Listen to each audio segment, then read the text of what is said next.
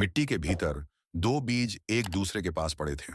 पहला बीज बोला, मुझे बढ़ना है, मुझे अपनी जड़ें गहरी जमीन में फैलानी है और अपनी कोपलें मिट्टी के ऊपर निकालनी है।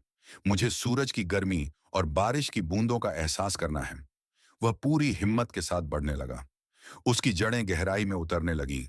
रास्ते में उसे पत्थर मिले, मुश्किलें आईं, लेकिन उसने हार नहीं मानी।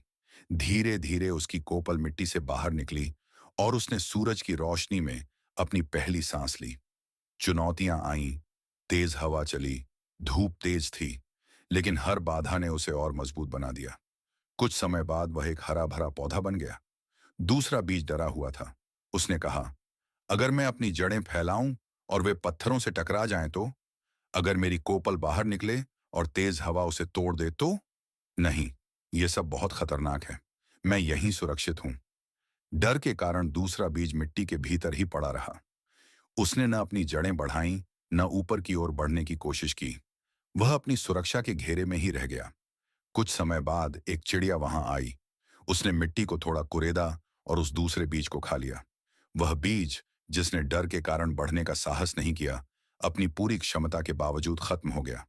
पहला बीज, जो अब एक मजबूत पौधा बन चुका था, हवा में झूम रहा था। उसने दुनिया का सामना किया, जोखिम उठाया और अपने डर को हराकर एक नई जिंदगी पाई। सबक: डर हमें रोकता है, लेकिन जोखिम उठाना ही आगे बढ़ने का रास्ता है। जिंदगी तभी बदलती है जब हम अपने डर को पीछे छोड़कर बढ़ने का साहस करते हैं।